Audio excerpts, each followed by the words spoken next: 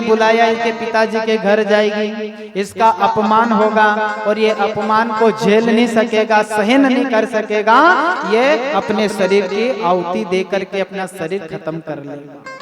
ये भोलेनाथ को पता थी, लेकिन भोलेनाथ ने स्वयं ने कहा था कि देख सती, तुझे ये शरीर त्यागना पड़ेगा और तुझे दूसरा जन्म लेकर के आना पड़ेगा, तब जाकर के तुझसे मैं विवाह करूंगा।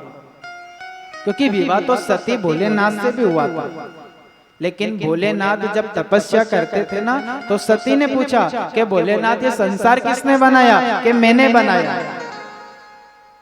तो जब ये संसार आपने बनाया, इस संसार के स्वामी आप हैं, तो आप भजन करने की क्या आवश्यकता है? आपको भजन करने बोले। भोलेनाथ ने कहा कि मेरे भी परमात्मा है, मेरे भी भगवान है। कौन है? कि मेरे भगवान श्री राघवेंद्र सरकार है, राम जी मेरे भगवान है। तो सती के मन में आया कि भोलेनाथ के भी भगवान है राम जी, इतने बड़े ज्ञानी, तो मैं उसकी परीक्षा लूंगा। भोलेनाथ ने कहा कि जा ले परीक्षा लेना है तो सती ने राम जी की जब परीक्षा लेने गई तो किसका रूप धारण करा उसने? सीता का। सीता बन करके राम जी के पास गए, तो राम जी से जाकर के जैसे राम जी के पास जाकर के खड़ी हुई, तो राम जी ने माँ की उस चेहरे की तरफ नहीं देखा, मात्र उस सती के चरण देखे और भगवान समझ गए कि ये तो जगत जननी माँ है। और कहने लगे भगवान राम जी कि हे जगत जननी, तू अकेली आई है, मेरे प्रभु भोलेनाथ नहीं आए? इतने में सती ने कहा कि इसने अपनी सीता के रूप में भी मुझे पहचान लिया। तो वहां से उस रूप को बदल करके ने भोलेनाथ के पास आ गए। भोलेनाथ ने पूछा लिया ही परीक्षा? तो भोलेनाथ से झूठ कह दिया कि मैंने परीक्षा नहीं ली। लेकिन भोलेनाथ ने सब बातें देख ली थी, सारी बातें सुन ली थी। और भोलेनाथ ने कहा था कि तूने किसका रूप धारण करा था? सीता का। और सीता कौन है? मेरी माँ है, इसलिए मैं अपनी माँ को पत्नी कैसे बनाऊं? इसलिए सती तुझे ये शरीर त्यागना पड़ेगा। मैं अब तुझे पत्नी के रूप में नहीं देखूंगा, तुझे ये शरीर त्यागना पड़ेगा और पिछले फिर जन्म लेकर के आना, उसके बाद में विवाह करूंगा, क्योंकि तूने सीता का रूप धारण कराया। तो भोलेनाथ को सारी बात पता थी, लेकिन भोलेनाथ ने मना नहीं किया, सिर्फ इतना कहा कि देख सकते बिना बुलाए मत जा, ने अगर तू जा रही है, ने अगर तेरा अपमान भी हो गया तो तू वापस घर लौट करके मत आना। बस ये बात आप ध्यान रख लेना। तो सती नहीं माने, अपने पति का कहना नहीं माना और अपने पितर के घर चली गई। और जाकर के जब देखा तो माँ की आंख में आंसू आ गए। देखो, माँ भले कितनी भी लड़ाई कर लेवे, कितनी भी बोल लेवे, उससे कोई मतलब नहीं है, लेकिन माँ हमेशा अपनी संतान, अपनी बेटी पे बहुत मन रखती है, बड़ा प्रेम रखती है। आज जब दक्ष प्रजापति ने कहा अपनी पत्नी से कि सती का रास्ता मत देखना, आज से सती अपने लिए मर गई है, उसका तो रास्ता मत देखना, उसके बावजूद भी पति के कहने पर भी उस दक्ष प्रजापति की पत्नी सती का रास्ता देख रही कि आज सारा रिश्तेदार इकट्ठा हुआ है, आज मेरी एक छोटी सी छोटी बेटी मेरी सती नहीं आई। और माँ को लगता है जैसे आज पूरा रिश्तेदार बेला हुआ, आज अच्छी शादी हुई, सारे मेहमान आए और घर की अगर बेटी नहीं आए तो माँ बड़ी बेचैन हो जाती है। माँ बार बार रास्ता देखती है कि अब आ जाए बेटे, अब आ जाए, अब आ जाए, लेकिन माँ हमेशा आंख के आंसू बहाने लगी। और जैसे ही वो सती गई और सती ने अपनी माँ से कहा कि माँ, मैंने ऐसा कौन सा काम कर दिया था, मैंने ऐसा कौन सा पाप कर दिया था जो तुझे आज सारे मेहमान आए और मुझे नहीं बुलाया? मुझे क्यों नहीं बुलाया? करुण बरी से नहीं महाराज। आज सती के आंख में आंसू आ गए। आज माँ रो रही है, बेटी रो रही है। बेटी कह रही है अपनी माँ से कि माँ, आपके मन में ऐसा लगता होगा कि बेटी जब पियर जाती है, अपने पिता के घर जाती, तो कपड़े के लिए जाती है। अरे वो कपड़े के लिए नहीं जाती, वो तुम्हारे धन दौलत के लिए नहीं आती, वो तो इसलिए आती है कि मेरा जीवन भर मेरे ससुराल में गुजारा, मेरा जन्म मेरे पियर में हुआ, उस घर में हुआ, उस माँ की गोद में हुआ। 2-4 दिन अगर मैं अपने परिवार और माता पिता के साथ में रह लूँगा तो मेरा जीवन सुधर जाएगा। जिस आंगन में मेरा जन्म हुआ, जो परिवार के साथ में मेरी उम्र बड़ी हो गई, आज उसको मैं छोड़ करके कई वर्ष तक चली गई, लेकिन पियर की बड़ी बहुत याद आती है। और देखो, जितनी बेटी सोचे अपने माता पिता के लिए, इतना अपनी औलाद नहीं सोचेगा। अपन जब बेटी को अपने घर से विदा करते हैं तो मंडप की तरफ जब वो बाहर की तरफ मुंह करके जाती है तो चावल और सिक्के वहीं छोड़ करके जाती है, और वो ऐसे कह करके जाती है कि मैं इस घर से भले जा रही हूँ, भले इस घर में मैं लक्ष्मी जैसी थी, आज मैं इस घर को छोड़ करके जा रही हूँ, लेकिन मेरी लक्ष्मी मेरे पिताजी के यहाँ हमेशा रहे, कभी भी दुख नहीं आए, हमेशा इनके घर में अन्न धन के भंडार हमेशा भरे रहे, इसलिए मंडप के ऊपर चावल और पैसे उड़ाए जाते। आज सती की आंख में आंसू आ गए कि माँ, तूने इतना बड़ा काम करा और मुझे आज तक नहीं बताया, ना मुझे कोई निमंत्रण दिया। आज मन की बात किसको सुनाओ, आज अगर मेरे माता पिता होते तो भरी सभा में मुझे हृदय से लगा लेते, मेरा मान सम्मान बढ़ जाता। आज अगर मेरे पिताजी होते तो मुझे लाड लड़ा लेते, लेकिन आज सारे रिश्तेदार हंस रहे हैं और मेरे शत्रु बन करके बैठे, अब मैं कहाँ जाऊं। थोड़ी सा आगे और गई तो दक्ष ने कहा अपनी ही बेटी से कि सती, मैंने तो तुझे कोई निमंत्रण नहीं दिया, तो तू बिना निमंत्रण से कैसे आ गया। भरी सभा में जब ये बात पिता ने कही, उस बेटी के हृदय पे वो बात लग गई, और उसको जब वो बात याद आ गई कि मेरे पति मेरे स्वामी ने सही कहा था कि बिना बुलाए मत जा। मैंने उनकी बात नहीं मानी और मैंने उनकी बात नहीं सुनी, और आज जब मैं यहाँ आई तो मेरा अपमान हो गया। आज उस सती की आंख में आंसू आ गए, मां रो रही है और सारे रिश्तेदार हंस रहे के बिना बुलाए ये सती आ गई। सती कह रहे कि आज मेरे माता पिता होते तो आज भरी सभा में मुझे लाड लड़ा लेते, हृदय से लगा लेते। अब मैं कहाँ जाऊं, ना मैं घर की रही ना घाट की रही, अब तो मात्र एक ही रास्ता है। कौन सा? के कौन सुने मारे कली ने सुना,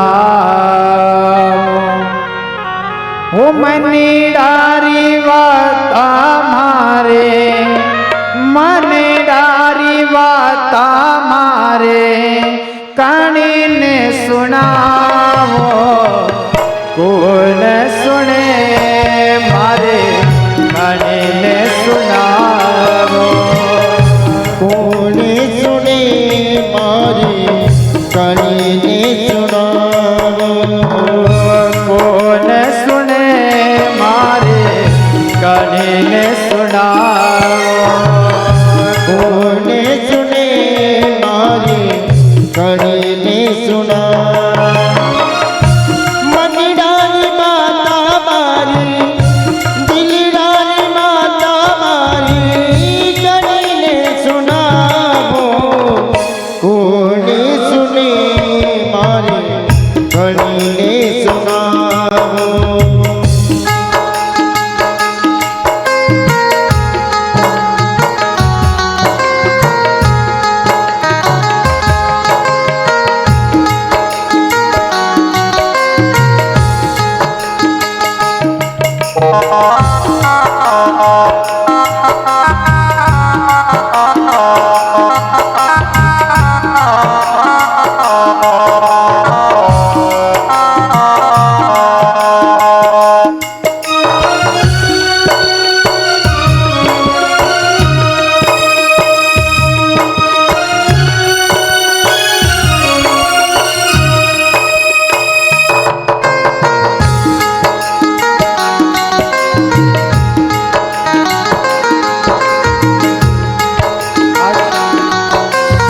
सभा में आज सती की आंख में आंसू आ गए, बार बार वो रो रही है, चिंता कर रही है, अब मैं कहाँ जाऊँ। अरे जिस माता पिता ने मुझे जन्म दिया है, आज वही माता पिता मेरा अपमान कर रहे हैं, आज वही पिता मेरा अपमान भरी सभा में कर रहे हैं, अब मैं क्या करूं। तो सती ने एक विचार करा। कौन सा?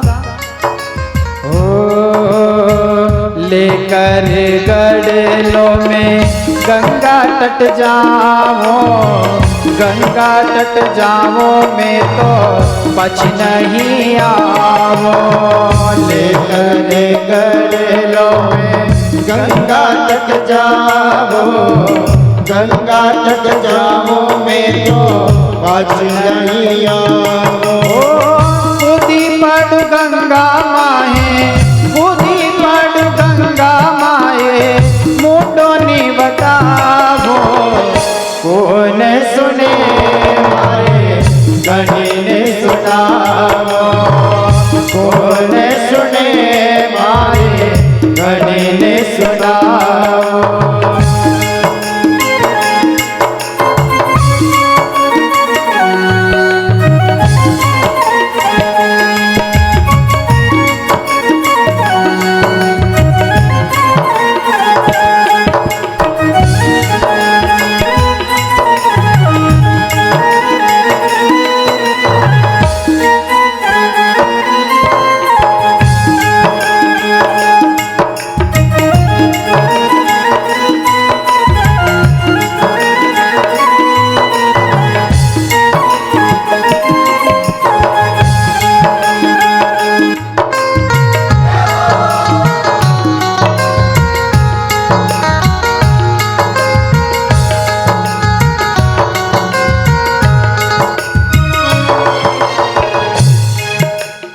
आज सती की आंख में आंसू आए।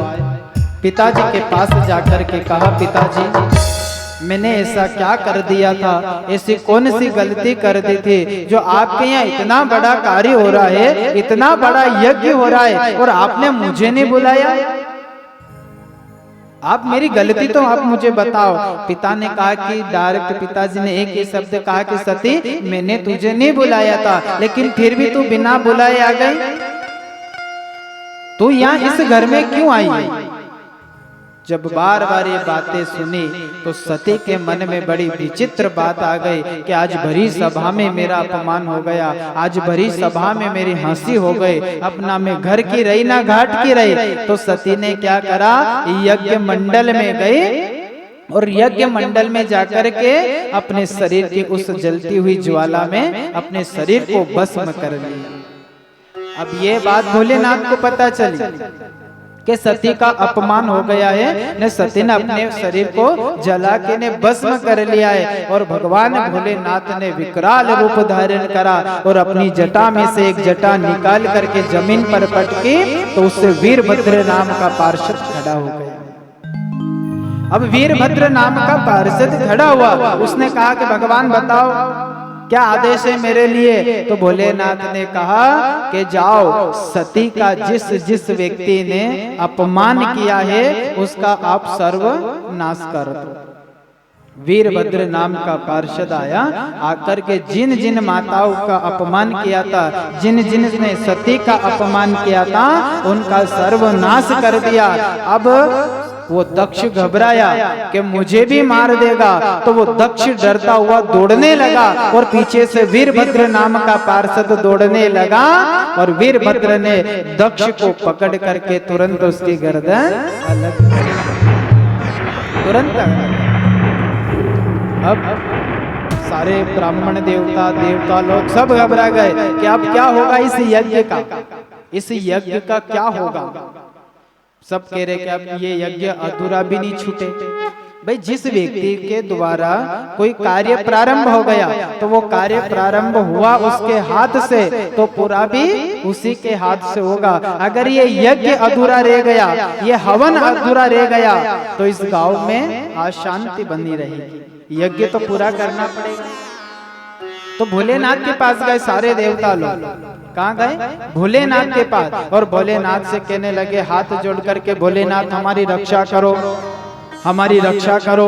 अगर ये यज्ञ अधूरा रह गया तो हम सब, हमारा क्या होगा? हमारा कल्याण करवाओ, हमारा कल्याण करवाओ।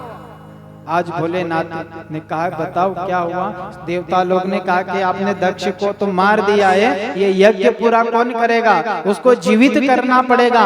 तो भोलेनाथ ने कहा कि जाओ उत्तर दिशा में चले जाना और जहाँ जो पहला जीव जंतु मिले उसकी गर्दन लाके ने दक्ष प्रजापति के शरीर से जोड़ देना, वो जीवित हो जाएगा।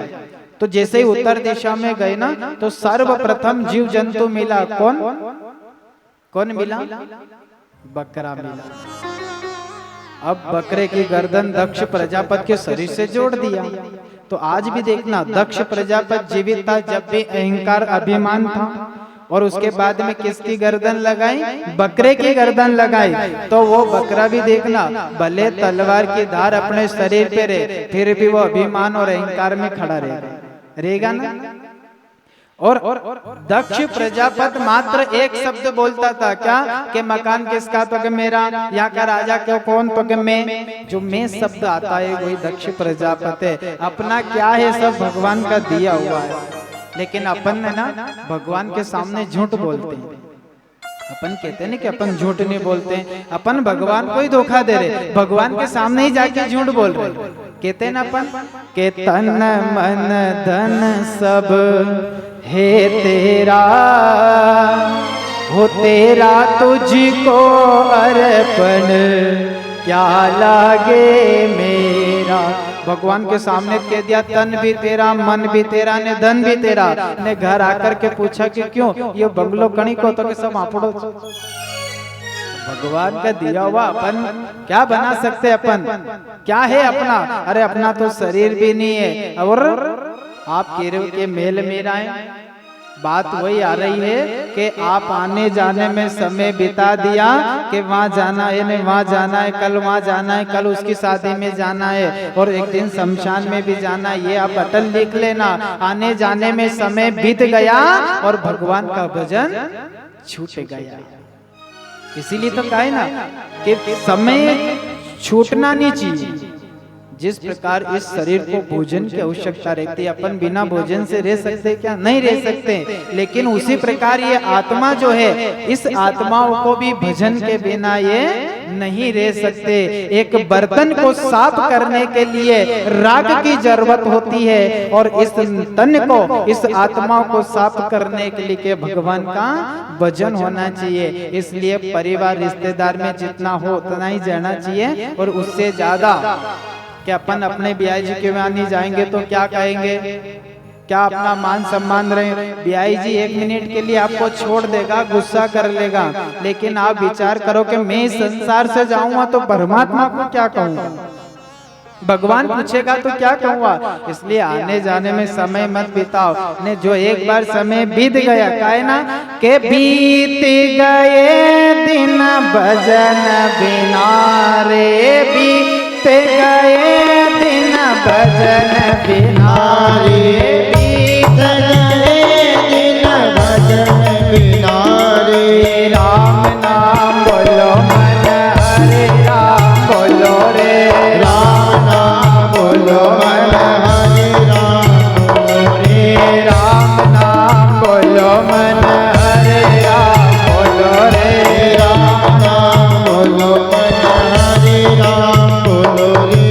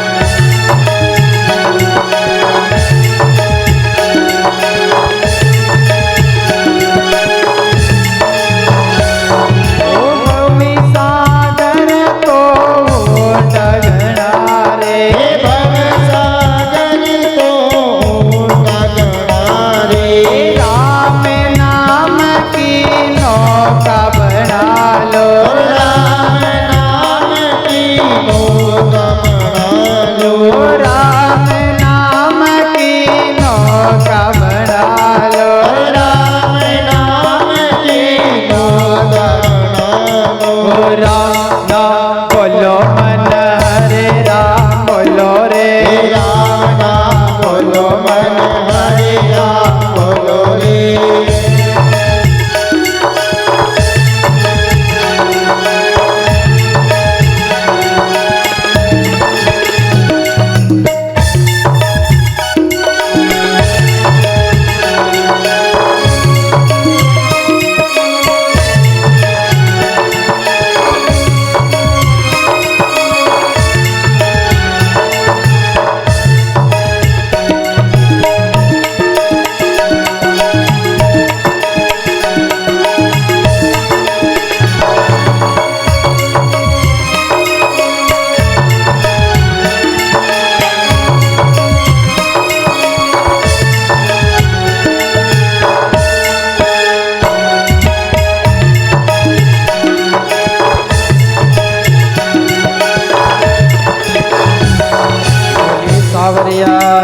शेर की जय। इसलिए ना आने जाने में समय मत बिताओ और जो जहाँ जाना जरूरी है वहाँ जाना भी पड़ेगा, लेकिन जिस प्रकार जाना जरूरी है उस प्रकार मंदिर भी जाना जरूरी है। जाना है कि नहीं जाना? ये तो आजकल देखना, आजकल जैसे रोड पे कई मंदिर दिख जावे तो चलती गाड़ी में हार्न बजा देते, बजाते ना, जैसे कोई भगवान अपना रास्ता देखता हो। न अपन हार्न बजाएंगे तो भगवान अपने को देखने के लिए तैयार हो जाएंगे। अरे 2 मिनट आपको अगर प्रणाम करना है, आप गाड़ी रोक करके 2 मिनट के लिए तो भगवान के नाम से अपन समय निकाल सकते हैं। निकालते कि नहीं निकालते? लेकिन आप देखना, कुछ अगर छोटे बच्चे पर अगर अच्छे संस्कार डालना चाहें तो वो माता पिता डाल सकते नहीं, अगर उसको बिगाड़ना है तो बिगाड़ भी सकते हैं। अब देखना, जैसे जाते, जैसे आपका बालक है, आप कहीं दुकान पे जा रहे हैं, आप कहीं दुकान पे जा रहे हैं तो छोरे की मम्मी कहेगा कि देख तेरे पिताजी जा रहे, टाटा कर ले। तो इशारा क्या है कि जा रहे हो तो वापस घर मत आ जाओ। इशारा तो ये, अगर आप जाते समय राम राम करते, जय श्री कृष्णा करते, राधे राधे करते तो आपकी भगवान रक्षा करना। अब आप जाते समय वो छोरा अपने से टाटा कर रहा है, टाटा का नमक हो सके, टाटा की गाड़ी हो सके, कोई टाटा का छोरा थोड़ी, तो आप बार बार उसको टाटा टाटा कर रहे हो। जाते समय गाड़ी आपको जहाँ जाना है वहां पहुंचा देगा, गाड़ी जहां आपको जाना है वो गाड़ी आपको पहुंचा देगा, लेकिन वो गाड़ी आपको एक्सीडेंट से नहीं बचाएगा। बचाएगा क्या? एक्सीडेंट से कौन बचाएगा? कि तू जिस व्यक्ति का नाम लेकर के घर से निकला है, जिन भगवान का नाम लेकर के तू घर से निकला है, उस परमात्मा को चिंता होगी कि ये मेरा नाम लेकर के निकला है, इसको घर वापस सही सलामत लाना। राम राम करके निकलते तो राम जी आपकी रक्षा करते, एक्सीडेंट से राम जी बचाते, वो आपको सुरक्षित घर छोड़ देते। कृष्ण का नाम ले रहे हो तो कृष्ण, क्योंकि वही बालक बड़ा होकर के एक मान सम्मान होना चाहिए परिवार में। नहीं तो राम जी मर्यादा प्राण पुरुषोत्तम क्यों बने? क्या कारण था भाई? राम जी मर्यादा प्राण पुरुषोत्तम क्यों बने? क्योंकि संत तुलसीदास लिखते थे कि राम जी लक्ष्मण जी ये प्रातः काल उठे रघुनाथा, मात पिता गुरु शीश नवावा। वो प्रातः काल जल्दी उठ जाते थे, प्रातः काल पिताजी ने उठे उस समय राम जी उठ जाते थे, और राम जी ने उठे उसके पहले कौन उठ जाते थे? लक्ष्मण जी उठ जाते थे। प्रातः काल उठे रघुनाया, प्रातः काल उठ करके और अपने माता पिता, अपने परिवार जो भी बड़े हैं उन सबको प्रणाम करते। लिखा ना संत तुलसीदास ने, क्या लिखा है कि प्रातः काल उठे हो रघुनाथा, प्रातः काल उठे रघुनाथा, प्रातः काल उठे हो रघुनाथा, प्रातः काल उठे रघुनाथा, मात पिता गुरु शीश नवावा, मात पिता गुरु शीश नवाता। प्रातः काल उठे रघुनाथा, मात पिता गुरु शीश नवावा। प्रातः काल उठ जाते थे, माता पिता को प्रणाम करते थे। और आज अपने माता पिता अणी दिवाળી थी, मणी दिवाળી वही जाए, अणी पढ़वे थे, मणी पढ़वे तक ज लागे, बीच में कहीं लागे कहीं नहीं लागे। पहले राम राम करते थे, प्रणाम झुक करके करते थे, पूरे सो जाते थे ने दंडवत प्रणाम करते थे, क्योंकि व्यक्ति अगर झुकता है तो वो आशीर्वाद लेके उठता है। खाली बाल्टी अगर कुएं में जाएगी ना तो क्या लेके आएगी? पानी लेकर के आती है। खाली बाल्टी झुकी तो पानी लेकर के ऊपर आई। अगर इंसान भी बड़ों के सामने अगर झुकेगा तो कुछ तो आशीर्वाद देगा इसे। लेकिन आज तो फैशन चले, झुकता कौन है आजकल? किसी के सामने कोई झुकता है क्या? नहीं, बाई चांस अगर अपने परिवार में कोई बड़ा बुजुर्ग कोई आ भी जाए तो अपन कहते हैं कि इनको पैर पड़ ले, प्रणाम कर ले, तो एक तो पेंट तो पहन लेते हैं टाइट, झुक तो सकते नहीं, तो वो थोड़ा सा झुकेगा ना, गोड़े तक हाथ जाएगा नहीं, छाती पे यूं कर लेगा। अब इशारा क्या है? गोड़े तक हाथ गया ने छाती तक लगाया, इसका इशारा तो ये है क्या? कब बना पंडित जी रा गोड़ा भागे ने हमारी छाती ठंडी हुई, इशारा तो ये, इसको कोई प्रणाम कहते हैं? अब आपने अगर ऐसा कर लिया तो सामने वाला भी कह दे हाँ हाँ ठीक ठीक है। अगर आप पूर्ण रूप से झुकते तो वो कहता कि आनंद रहो, खुशमय रहो, धनवान भव, लक्ष्मीवान भव, सब आशीर्वाद दे देगा। लेकिन आपने जो जैसा झुका उसको वैसा ही आशीर्वाद दे दिया। प्रातः काल उठे रघुनाथ, और आज जब राम जी पिताजी नहीं उठते थे उसके पहले राम जी उठ जाया करते थे, और राम जी नहीं उठते उसके पहले लक्ष्मण जी उठ जाया करते थे। और आज क्या हो रहा है? अरे बोलो तो सही। गांव में ने सिटी में सब में हो रहा है। बालक 8 बजे तक सोया है ने पिता 5 बजे का उठ के ने खेत पे भरा ले आया घर पे, लेकिन वो संतान आज भी सोई, सारा काम कर ले, 8 बजे तक सोता रहता। संतान तो 8 बजे तक सोता रहता है, नोट भी जाता है। ने बहू सास 5 बजे उठ जाए, सारा घर का काम कर ले, ने फिर 8 बज जाए तो आवाज लगा दे सासो के बहू उठ जा, 8 बज गई है, तो कमरे में से आवाज आएगी कि माँ चाय बन गई हो तो उठ जाओ, ने नहीं बनी हो तो बना ले, थोड़ी सी देर और नींद निकाल, ये आवाज आ जाए। तो इसलिए प्रातः काल उठे रघुनाथा, मात पिता गुरु शिष्य नवावा। राम जी मर्यादा इसीलिए बने कि वो सबके मान सम्मान करते थे, भले वो भगवान थे लेकिन अपने बड़े बुजुर्गों के सामने झुक जाया करते थे, और उसमें कोई शर्म वाली बात नहीं। आज भक्त वत्सल करुणा निधान कहते हैं कि सती ने अपने शरीर को त्याग दिया, अपने शरीर को भस्म कर लिया, तो इसी सती ने फिर वापस जन्म लिया। कहां पर? हिमालय की पत्नी मेना देवी के गर्भ से माता पार्वती के रूप में जन्म लिया। अब पार्वती रूप में आई, भोलेनाथ को भी सब पता थी, पार्वती मैया को भी पता थी कि मैं पिछले जन्म में सती थी, पति का कहना नहीं माना और मैंने अपने शरीर को त्याग दिया, मैं अपने भोलेनाथ से दूर हो गई। लेकिन इस जन्म में ऐसी गलती कभी नहीं करूंगा, इस जन्म में ऐसी गलती नहीं करूंगा कि मैं अपने भोलेनाथ से दूर हो जाऊं।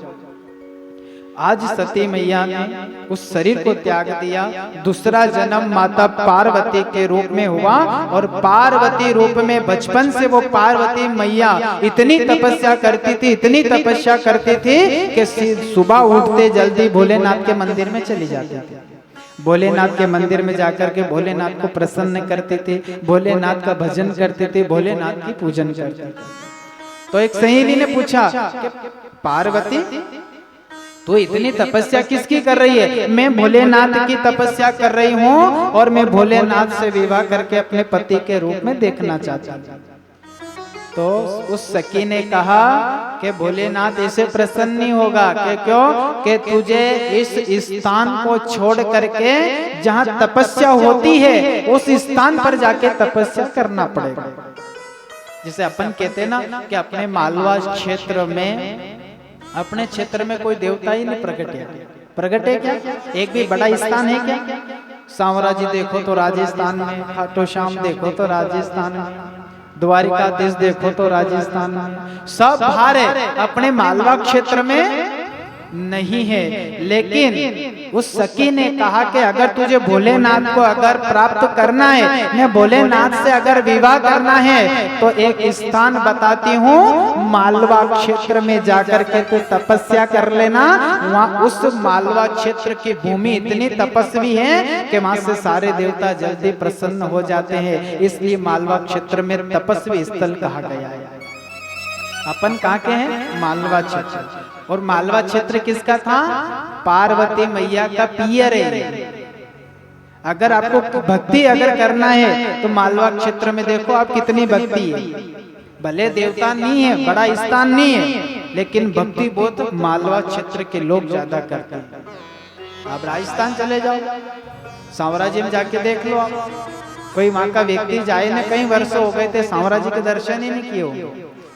लेकिन मालवा क्षेत्र की भूमि ऐसी है जो हर एक व्यक्ति को तपस्वी से भगवान जल्दी प्रसन्न हो जाते थे। आज माता पार्वती मैया ने, और देखा जाए तो अपने पास में बरखेड़ा पार्वती धाम यही तो है, और कहाँ है? यही तो भूमि है। तो आज माता पार्वती मैया ने इतनी तपस्या करके भोलेनाथ मैं हमेशा तेरे संग में रहूंगा, अब कभी आपसे दूर नहीं रहूंगा। और माता पार्वती ने 16 सोमवार का उपवास किया, और 16 सोमवार जिसके शादी में विघ्न आते हैं या अच्छा कहीं रिश्तेदार नहीं मिलता है, तो 16 सोमवार का उपवास करके और भोलेनाथ की आराधना करने से उसकी शादी में रुकावट नहीं आती, अच्छा रिश्तेदार उसको मिल जाते। तो आज पार्वती मैया ने वही किया, भोलेनाथ के मंदिर में जाके और भोलेनाथ की तपस्या करने लगी। मन ही मन में विचार कर रही कि मैं तपस्या करके भोलेनाथ को प्रसन्न कर लूं और उससे मेरा विवाह हो जाए। तो तपस्या करने के बाद नारद जी से मिलन हुआ, और नारद जी ने कहा कि मैया आप चिंता मत करो, भोलेनाथ को मैं सब समझा दूं, आप तो बस तपस्या कर रहे हो ना, आपकी तपस्या चलने दो। पार्वती मैया करे कि हमेशा मैं अपने भोलेनाथ के साथ में रहूं। तो कौन कौन रहोगे? आप कौन चाहते हैं कि मैं भोलेनाथ का भक्ति मार्ग मिले? कौन हाथ खड़े करो। कौन कौन चाहता है कि मैं भोलेनाथ के पास रहूं, भोलेनाथ की शरण मुझे मिले, भोलेनाथ की भक्ति मुझे मिले? तो कंजूसी मत करना फिर ताली बजाने में। और भोलेनाथ कह रहे क्या है? माता पार्वती मैया कह रहे क्या?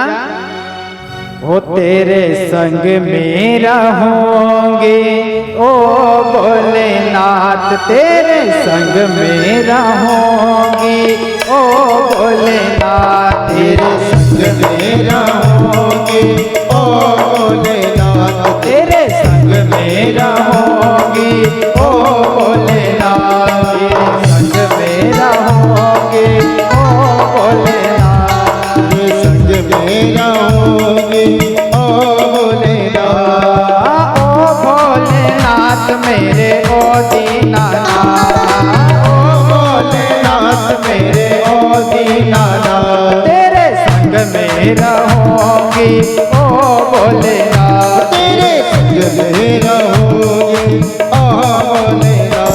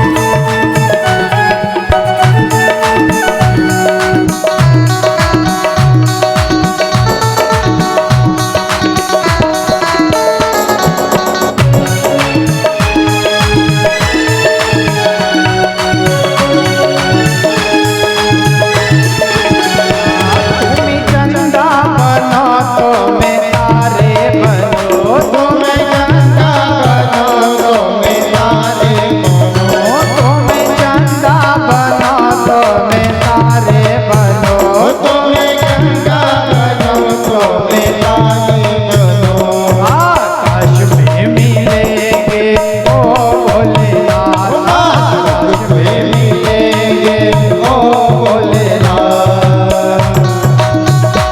उठाओ उठाओ पूरे हाथ, ताली की सेवा करते हो भाव से, बोलो सावरिया से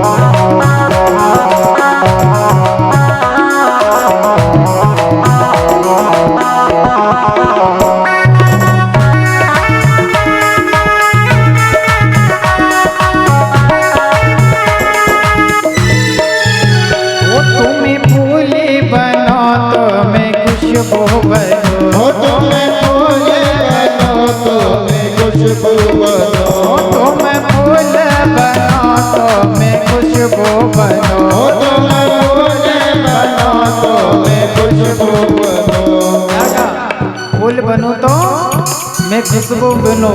और कहाँ मिलोगे? उठाओ ना पूरे पूरे हाथ, एक बार सब पूरे हाथ ऊंचे उठाओ। डाली पे मिलेंगे ओ भोलेनाथ, डाली पे मिलेंगे ओ भोलेनाथ, तेरे संग में रहोगे ओ भोलेनाथ, तेरे संग में रहोगे ओ भोलेनाथ। हरि बोल।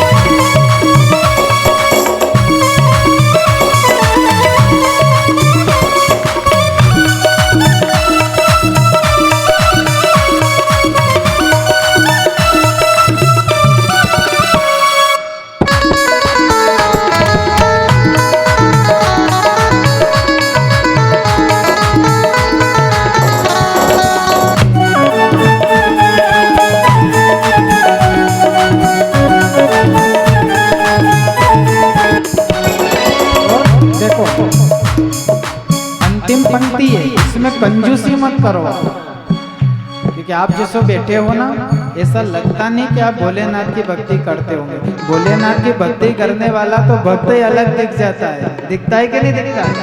तो उठाओ ना पूरे पूरे हाथ।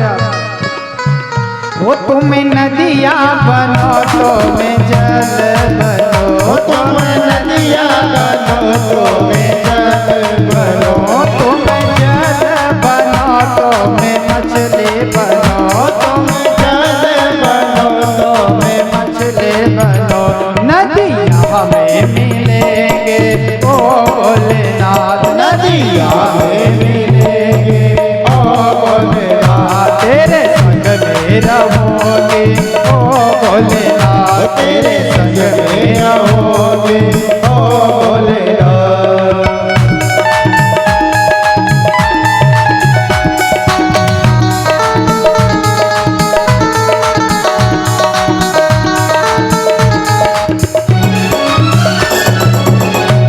बोलिए सावरिया सेठ की जय। तो माता सती मैया ने दूसरा रूप पार्वती का लिया और इतनी तपस्या करी, इतनी तपस्या करी कि भोलेनाथ स्वयं प्रकट हो गए। और प्रकट होने से कहा कि मैया पार्वती आप चिंता क्यों कर रहे हो, भोलेनाथ स्वयं आपसे विवाह करने आएंगे, आप चिंता मत करो, जाओ आप तो घर जा करके और विवाह की तैयारी करो।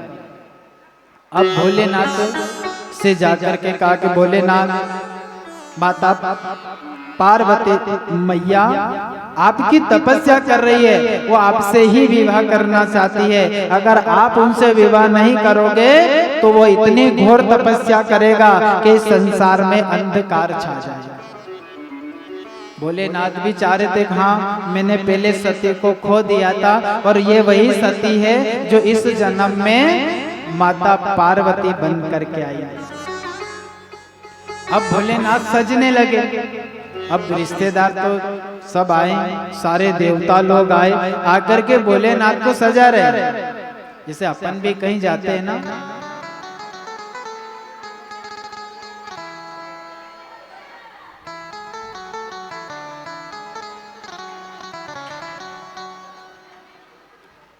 देखो जो पानी पीना है वो बोलो मत ने पानी पी लो। बोलिए सावरिया सेठ की। तो भोलेनाथ सजने लगे तो सारे देवता लोग आकर के कहा कि भोलेनाथ दूल्हा बनेंगे तो एक काम करो, इनके शरीर पे हल्दी लगा देते। तो कोई मेहमान आया, कोई सहेली आई, तो भोलेनाथ को जैसे हल्दी लगाने लगे तो भोलेनाथ कह मैं इस हल्दी को नहीं लगाता कि फिर के जा रे नंदी शमशान में जाकर के मुर्दों की भस्मी लेकर के आज तो वो लगाएंगे। तो नंदी गया ने शमशान में से थोड़ी राख ले आया, राख लेकर के भोलेनाथ ने पूरे अपने शरीर पे लगा लिया। और जो हल्दी लेकर के आया था कि ये दूल्हा कैसा है, कोई सोने का मुकुट लेके आया, कोई सोने के कुंडल लेकर के आया, तो मना कर दी भोलेनाथ ने कि मैं सोने के चक्कर में नहीं हूँ। फिर के जा रहे नंदी 2 बिच्छू लेके आजा, कान में लटका लेंगे तो अपन तो हो जाएंगे तैयार। कोई पुष्पों की माला लेके आया, भोलेनाथ ने मना कर दे मैं तो सर्पों की माला और मुंडों की माला ग्रहण करता हूँ। इस प्रकार से सज गए तो सारे रिश्तेदार ने कहा कि ऐसा कैसा दूल्हा, तो अपन जो सामान लाए वो उस दूल्हे ने पहना ही नहीं। भोलेनाथ किसी से कुछ नहीं बोले, सज गए अपने हिसाब से। ने रिश्तेदार ने भी कह दिया कि कोई मतलब नहीं है सजाने से, अपन तो भोजन करने आए ने, बारात में चलना है तो चल चले। ये दूल्हा सजे या ना सजे अपने उससे क्या मतलब। सब ने नए नए कपड़े पहने, रिश्तेदार देवता लोग ने सब ने सोने के मुकुट और वैजयंती माला पहन करके अपने अपने वाहन से हिमालय के यहाँ जाने लगे। तो सबने कहा कि एक काम करो, आप अच्छे कपड़े नहीं पहने, आपने अच्छे सजे नहीं, तो कम से कम आगे आप हो जाओ। तो भोलेनाथ कह रहे मैं तो सबसे पीछे रहूंगा। भोलेनाथ कह रहे कि मैं सबसे पीछे रहूंगा। बारात वाले कह रहे कि ठीक है पीछे रह जाना। अब सबसे पीछे भोलेनाथ नंदी पर बैठ गए, ने नंदी पे बैठे तो उल्टे बैठे। तो बारात ने कहा देवता के आप सबसे पीछे हो, नंदी पे बैठे हो चलेगा, तो कम से कम मुंह तो सीधा करके बैठो, आप मुंह भी आप उल्टा करके बैठे हो। तो भोलेनाथ कह रहे कि देखो तुम सब आगे आगे रहोगे, सब आगे चलोगे, ने मैं पीछे अकेला रहूंगा, ने मेरे भूत गण नाचेंगे तो कौन देखेगा, मेरे विवाह में मैं ही देखूंगा, तो इसलिए मैं उल्टा मुंह करके बैठूंगा। तो नंदी पर उल्टा मुंह करके भोलेनाथ बैठे, सारे देवता लोग आगे आगे जा रहे। और इधर भोलेनाथ की बारात प्रारंभ हुई कैलाश पर्वत से हिमालय के घर द्वार पर जाने के लिए। तो कौन कौन चलोगे बारात में, पहले तो ये बता।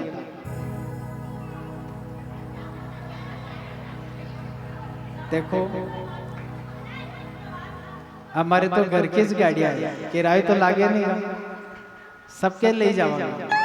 तो इसलिए मन से चलना है भोलेनाथ के बारात में, और शरीर से अपन को यही रहना है, और मीठी मीठी ताली की सेवा करते हुए भगवान भोलेनाथ के विवाह का आनंद लेंगे। और कहा है क्या, वो आए शिव की बरतिया हिमाचल नगर, वो आए शिव की बरतिया हिमाचल नगरी, आए शिव की बरतिया हिमाचल नगर, आए शिव की बरतिया हिमाचल नगरी, हिमाचल नगरी रे हिमाचल नगरी, हिमाचल नगरी ये हिमाचल नगरी, वो आई शिव की बरतिया हिमाचल नगर,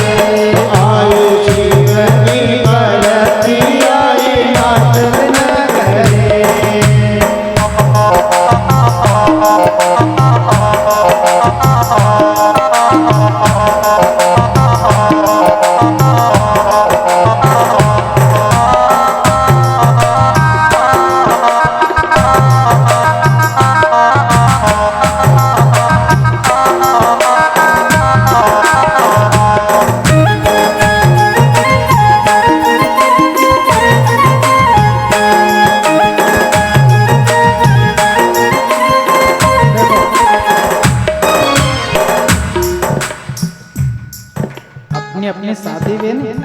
अपना घरे अपनी शादी में नहीं तो वह 80 साल री डोकरी भी ऐसे नाचे के पूछो मत। आज भगवान का विवाह हो रहा है और जो जिसने भगवान के विवाह में कंजूसी करी है समझ जाने के अपनी शादी में भी नाचवारा फोड़ा पड़ी जाए। और दूसरी बात कि जो भगवान की भक्ति में रास नहीं करे और दूसरों की बारात में नाचने लग जाए रोड पे तो भगवान फिर उसको जन्म वैसा ही देता है। इसलिए 84 लाख योनि में भगवान के भक्ति में भगवान के भजनों में अगर जो रास कर लेता है उसे 84 लाख में नाचने की आवश्यकता नहीं पड़ती है। तो उठाओ पूरे पूरे हाथ और कहो क्या वो आगवान की हुई तैयारी सजने लगे बयाने। वो आगवान की हुई तैयारी सजने लगे बराते। आगवान की हुई तैयारी सजने लगे बराते। आगवान की हुई तैयारी सजने लगे बराते। कोई चला चूहे पर चढ़कर कोई चला है हाथे। अरे कोई चला है चूहे पर और कोई चला है हाथे। मारे तीर चीना गहरिया है माचल नगर। हमारे जीना दरिया है माचल नगरे।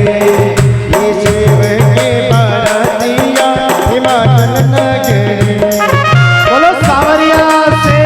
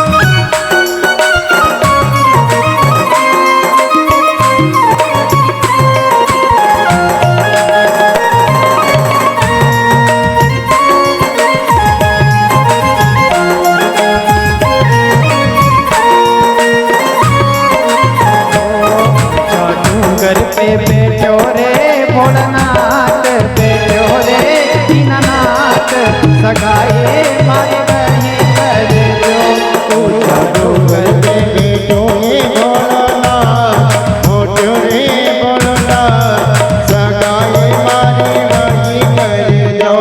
ऊंचा डूंगर पर बैठो रे भोलेनाथ बैठो रे दीनानाथ सगाए मारे बहने कर जो ऊंचा डूंगर पे बैठो रे भोलानाथ, बैठो रे दीनानाथ, सगाई मारी वही कर दो। ताली की सेवा करते हुए कोई भी चुपचाप नहीं बैठेगा। उठाओ पूरे पूरे हाथ बोलो सावरिया से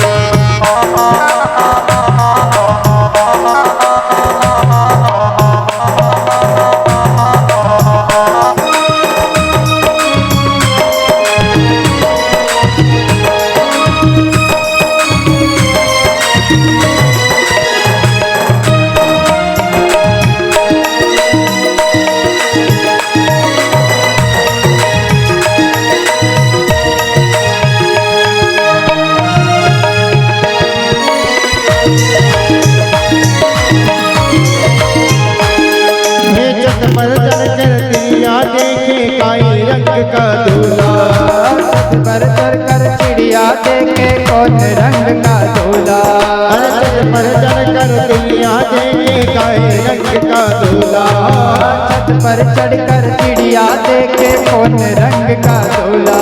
अरे किसी के साथ किसी के बेचो हाथ में दंगल धोना हो, किसी के साथ किसी के बेचो हाथ में मंगल धो। काली घोड़े रे कारे आए माचल नगरे, अरे काले घोड़े रे कारे आए माचल नगरे। अरे आए चिड़ै की मारती आए माचल नगरे।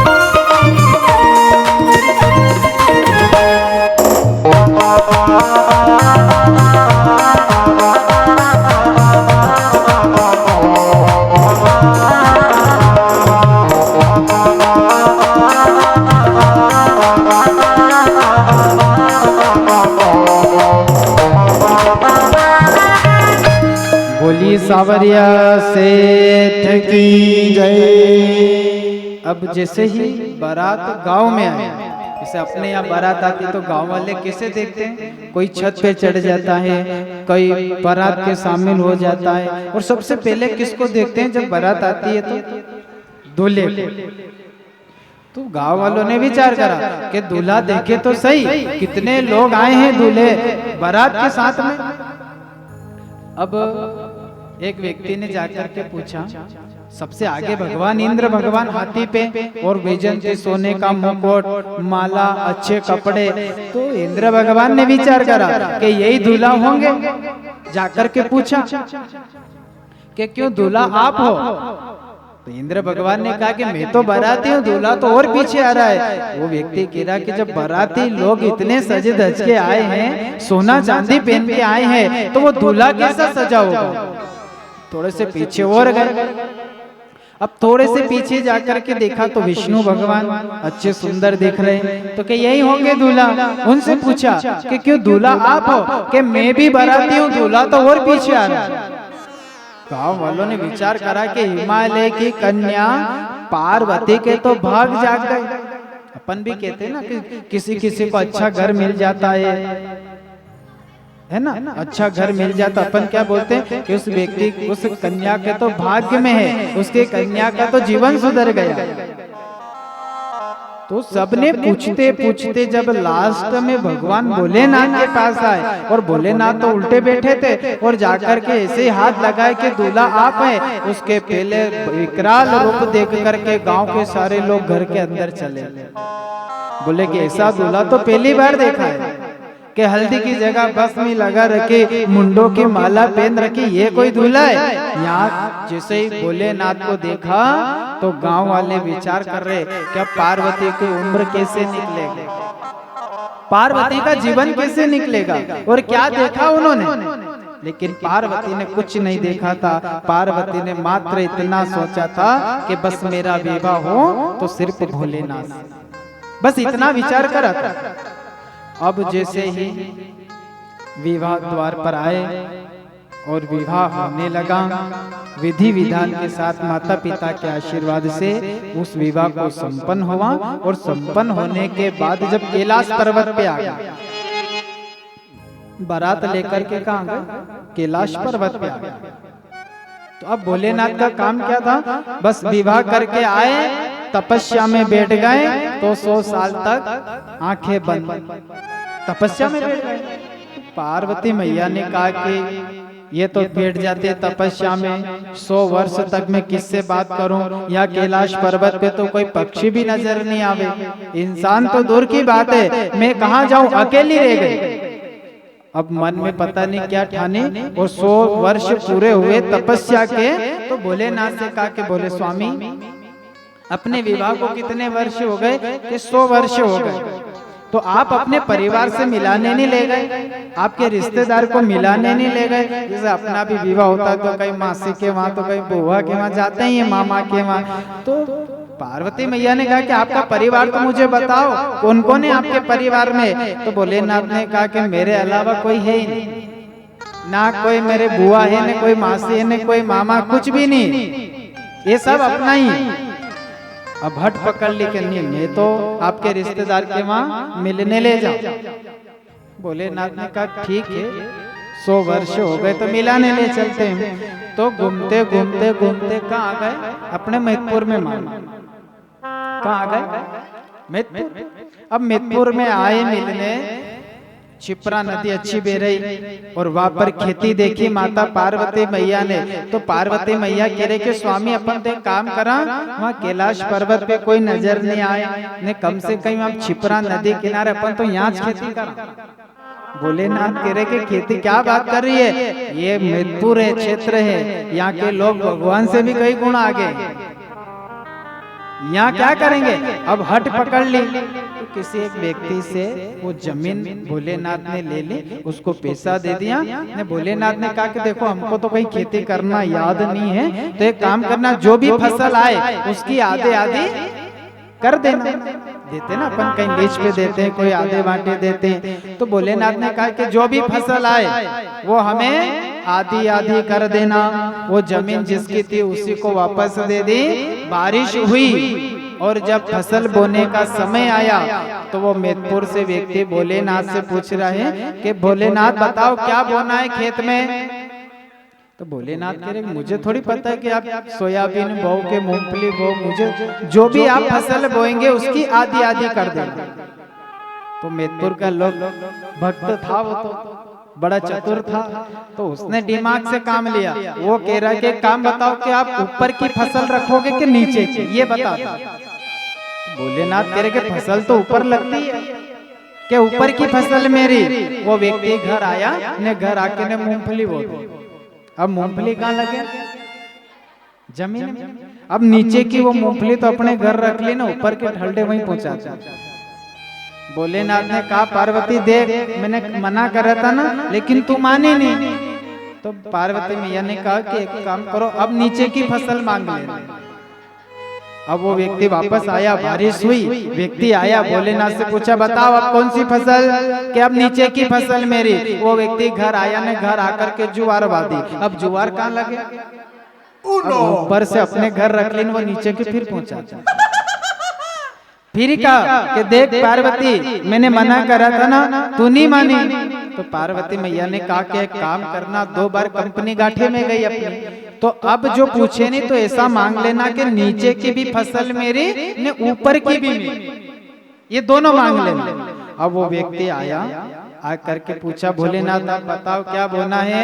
कि 2 बार मेरी कंपनी गाठे में चलेगी, अब नीचे की भी फसल मेरी, ने ऊपर की भी मेरी। वो व्यक्ति घर आया, ने विचार करे ऐसी कौन सी फसल वाए के काम करो, मक्की वादो। अब मक्की ना तो ऊपर लगे ना बीच में, वो तो बीच में लगती है, तो बीच का तो अपने घर रख लिया, ने वो वापस वहां पहुंचा। तो इसीलिए भोलेनाथ ने कहा देखो आज ये कलयुग है, और कलयुग में आज भगवान से भी आगे मनुष्य है। इस आंख से कभी भगवान के दर्शन नहीं होगा। होगा क्या? कलयुग में इस नेत्र से भगवान के कभी दर्शन नहीं होगा। अगर भगवान के दर्शन करना है तो ये आंखें बंद होगी और अपने हृदय की आंखें खोलना पड़ेगा। अब जैसे अपने को सपना आता है ना, कमरे में बंद है, दरवाजा लगा है, लाइट बंद है, रजाई ओढ़ रखी, आंखें बंद है, और फिर भी अपने को सपना आया कि अपन तो उज्जैन साम्राज्य ने इधर घूम रहे थे। ने आंख खुली तो कहाँ थे? घर। जब इतना सब कुछ था और फिर भी अपन साम्राज्य घूम आए, उज्जैन घूम आए, ओंकारेश्वर घूम आए, और आंखें खुली तो घर के घर। तो इसलिए अगर परमात्मा के अगर दर्शन करना है तो इस नेत्र से भगवान के दर्शन नहीं होगा, इसके दर्शन नहीं होगा। ने भगवान भी अपने इस कलयुग के इंसान के सामने आने से भगवान भी डरते हैं। एक बात और बता देता हूँ, भगवान इस कलयुग के इंसान के आगे सामने आने से भगवान भी डरते हैं। अपन नाग पंचमी पे पूजते हैं ना, शेषनाग को पूजते हैं, एक पत्थर की मूर्ति को पूजते हैं, दूध पिलाते हैं, भोग लगाते हैं, सब करते हैं, और जब घर में दर्शन देने आ जाए तो बोलो। शेषनाग ने विचार करा कि इसने नाग पंचमी पे इतना दूध चढ़ाया, रोज मेरी भक्ति करता है, भोग लगाता है, मुझे भजन करता है, चलो इस भक्त के घर जाके दर्शन दे दो, और जैसे ही घर में आ जाए तो फिर आप क्या करो। इसीलिए कहा है कि मिट्टी का तो नाग बनाया, पूजे लोग लुगाई, असली सांप जब दर्शन देवे, लाठी लाए भगाए। एक पत्थर की मूर्ति को आप पूज रहे हो, और जब भगवान असली आपके घर में आ गए दर्शन देने, तो लाठी लेके उसको मार देते। तो भगवान इस कारण भी डरे सामने आने से, इसलिए सामने, हाँ किसी और रूप में आ सकते हैं भगवान। भगवान की अगर आप भक्ति आप करोगे, भगवान की अगर भक्ति आप करेंगे, तो भगवान आपको किसी भी रूप में आपको दर्शन देते, किसी भी रूप में। सिर्फ अपनी आंख में पर्दा रहता है, वो पर्दा ऐसा लगा है कि आप भगवान के पहचान नहीं पाओगे। जब वो आंख का पर्दा तब खुलेगा कि जब आपकी भक्ति में शक्ति हो, आप भक्ति के मार्ग पे जा रहे हैं। क्योंकि जैसे मीरा थी, मीरा उसका विवाह हो गया था, बड़े घराने में विवाह हुआ था, उसने सबको त्याग दिया, और वो कहाँ चली गई, वृंदावन गई थी ना। तो वृंदावन में जाकर के उसने सर्वस्व अपना मान लिया था भगवान को। मीरा ने सर्वस्व मान लिया था, वृंदावन अपनी ससुराल मान ली, भगवान को अपना पति मान लिया। सब मानने के बाद उसकी भक्ति में शक्ति थी, जो परमात्मा ने आकर के उसको दर्शन दी। नहीं तो उस राणा के पास कोई कमी थी क्या, कोई धन की दौलत की, सब कुछ था उसके पास, फिर भी उसने त्याग दिया कि मुझे ये तो संसार को चलाने वाला है, ये तो घर परिवार को चलाने वाला है। अरे जो संसार को चलाने वाला है, जो संसार की रक्षा करता है, मेरा विवाह उसके साथ में हो जाए। इसीलिए कहा ना कि मेरो वृंदावन ससुराल, वो संभाल राणा तेरी नगरी, वो तेरी नगरी रे राणा तेरी नगरी,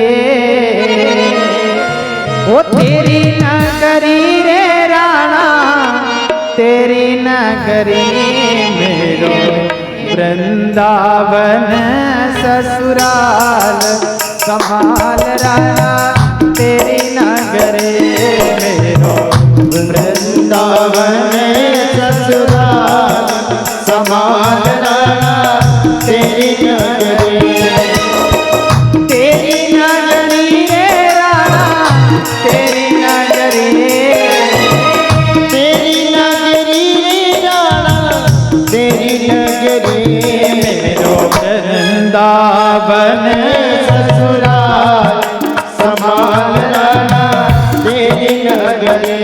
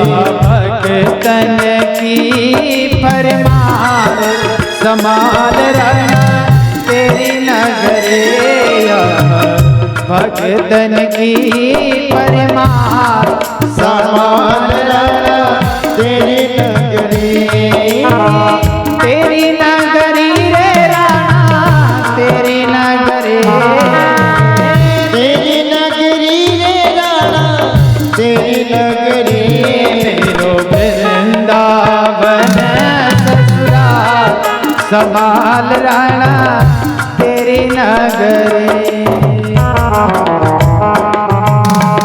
क्योंकि मीरा के जीवन में एक ही शब्द आया था कि मैं कृष्ण नाम अति मीठा लगा।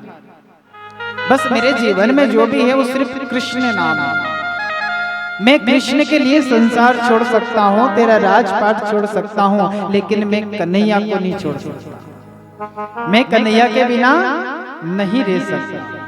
सबके बिना रह सकते लेकिन भगवान के बिना नहीं रह सकते। नहीं तो आप घर से जाएं, आप अगर अच्छे काम के लिए जा रहे हैं या आप दुकान पे जा रहे हैं या किसी कार्य के लिए जा रहे हैं, तो आपका एक लक्ष्य होना चाहिए कि मैं घर से निकलने के बाद तुरंत मैं मंदिर जाता हूं और मंदिर जाकर के भगवान का नाम लेकर के मैं अपना कारोबार प्रारंभ करता हूं। अब 10 दिन 15 दिन करके देखो इससे क्या फायदा होने वाला है। क्योंकि उसके भरोसे अगर छोड़ के जाओगे तो वो आपकी चिंता करेगा। नहीं, आप अगर अपनी चिंता करोगे तो कोई दूसरा करेगा। बस अपनी चिंता ही मत करो आप कि मेरा क्या होगा इसका, लेकिन अपन भगवान की चिंता तो नहीं करें ना, लोगों की चिंता करें कि उसका क्या होगा, वो क्या कर रहा है, वो क्या करेगा, उसके जीवन में क्या होगा। अरे उसके जीवन में जो होगा वो तो होगा, तो अपने जीवन की सोच के अपना जीवन का क्या होगा। संसार, आप संसार की को सोचने की बात नहीं है, आप संसार की चिंता मत करो। संसार जिसने बनाया, ये दुनिया जिसने बनाई है, वो व्यक्ति परबर है, उसकी भी चिंता करेगा। आप तो अपनी चिंता करो कि अपना क्या होगा। और देखो, भक्ति अगर करना है तो आप किसी भी माध्यम से कर सकते हो, किसी भी माध्यम से भक्ति आप कर सकते हो। नहीं तो शरीर बनाया, मान लो ये दोनों हाथ दिए भगवान, एक सीधा दिया एक उल्टा दिया। अब सीधे हाथ से भगवान को जल चढ़ा सकते हैं, चंदन लगा सकते हैं, स्नान करा सकते हैं, ये सब सीधा हाथ कर सकता है। और जैसे उल्टा हाथ से अगर करने जाओगे तो कोई चढ़ाने देगा जल? पंडित जी तुरंत रोक देगा, कहाँ उल्टा हाथ लगा रहे हो, सीधे हाथ से करो पूजा। उल्टे हाथ से कोई पूजा करता है तो इस उल्टे हाथ ने सोचा कि मेरे जीवन का क्या होगा।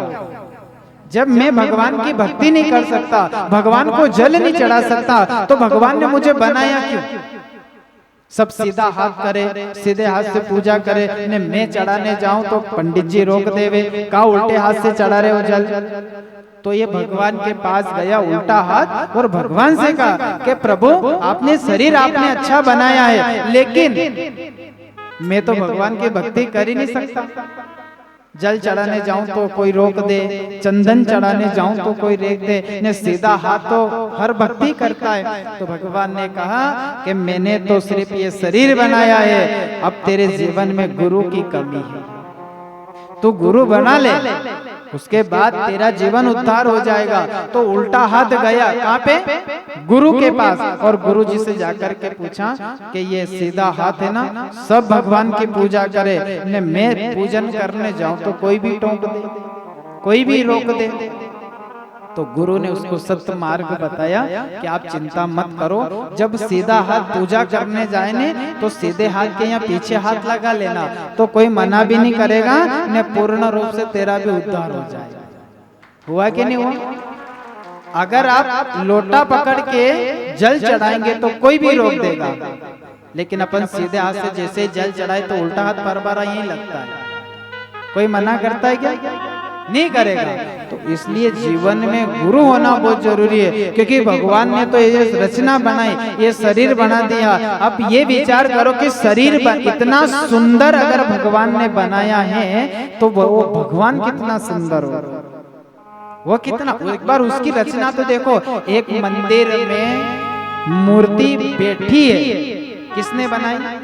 भगवान की आकृति किसने, इंसान नहीं बनाई ना, कि किसी भगवान ने बनाई, एक मिस्त्री ने। अगर वो मूर्ति इतनी सुंदर बनाई है और वो करोड़ों रुपए के मंदिर में पूजा रही है, इतना श्रृंगार किया, कितनी श्रृंगार किया उसका, कितनी शानदार लगती, कितनी बढ़िया लगती। लेकिन अपन क्या करते हैं, वो चीज देखने नहीं जाते कि भगवान की मूर्ति कैसी है, भगवान का चेहरा कैसा है, आज भगवान ने कौन सा श्रृंगार करा, इस पे अपन ध्यान नहीं देते। देते जैसे आप कहीं तीर्थ पे जाते हो या कहीं मंदिर पे जाते हो, तो अपना मन का रहेगा, घर से चले तो थोड़ा सा मन तो घर पे रहेगा। मान लो आप तीर्थ यात्रा गए, एक महीना में तीर्थ यात्रा गए, 40-50 हजार रुपए बिगाड़े किराया के, 50 हजार रुपए खर्चा करने के लिए आप बद्री विशाल में गए, और वहां जाकर के जैसे ही मंदिर में आपने प्रवेश किया, तो जैसे आधा मन, जैसे मंदिर के सामने द्वार पर आपकी चप्पल रखी है, तो आप थोड़े से आगे जाओगे, फिर उस चप्पल को देखोगे कि ऐसा नहीं कोई पहन जाए। थोड़े से आगे जाओगे ना, फिर उस चप्पल पे नजर जाएगा कि ऐसा नहीं कोई चप्पल पहन जाए। अब आधा मन चप्पल में रह गया, ने थोड़ी बहुत नजर गई कि नहीं गई भगवान पे, पंडित जी ने धक्का दिया जो मंदिर से बाहर हो। एक महीना घर से बाहर रहे आप और खर्चा करके तीर्थ यात्रा गए, ने गांव वालों ने पूछा क्यों रे बद्री विशाल में कैसे भगवान थे? भगवान की तो मुझे पता नहीं कैसे, पर भीड़ घनी थी ना, ठंड भी घनी थी, बस ये तो भीड़ और ठंड देखने के लिए 50 हजार बिगाड़े के भगवान के लिए। तो आप मंदिर में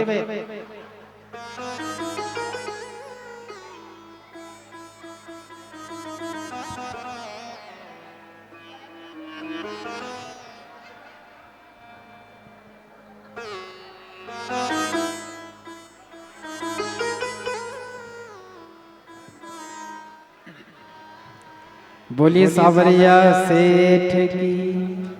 तो आज भक्त वत्सल करुणा निधान कह रहे हैं कि जब इतना खर्चा करने के बाद, इतना खर्चा करने के बाद जब आप तीर्थ यात्रा गए, किस लिए गए? भीड़ देखने या ठंड देखने? दर्शन करने गए हो तो भले चप्पल क्या, भले कुछ भी घूम जाए, भगवान का दर्शन नहीं छूटना चाहिए। देखो इसकी मूर्त, नाथ द्वारा में जाना, एक दिन में कितनी बार होता है श्रृंगार? 9 बार श्रृंगार होता है। उसकी भक्ति देखो, माँ के लोगों की भक्ति देखो। 5 मिनट दर्शन करने के लिए आपको 2 घंटे में लाइन में लगना पड़ेगा। और कितनी देर होगी दर्शन? एक धक्का दिया तो मंदिर के अंदर भगवान पे नजर गई कि नहीं गई, और दूसरे धक्के में आप बाहर आ जाए। कितनी भक्ति है। तो इस व्यक्ति जब तीर्थ यात्रा जाता है, इसलिए जाता है कि मेरा जीवन सुधर जावे, मैं भगवान के दर्शन कर आऊं। लेकिन वो तो नहीं करोगे आप, मात्र भीड़ देखने जाते हैं। अरे उसकी रचना का एक बार कल्पना करो कि उसने, परमात्मा ने ये शरीर बनाया, उस परमात्मा ने अगर इतनी सुंदर रचना करी है, तो वो बनाने वाला मालिक कैसा होगा? कहते ना अपन के नाम है तेरा तारनहारा,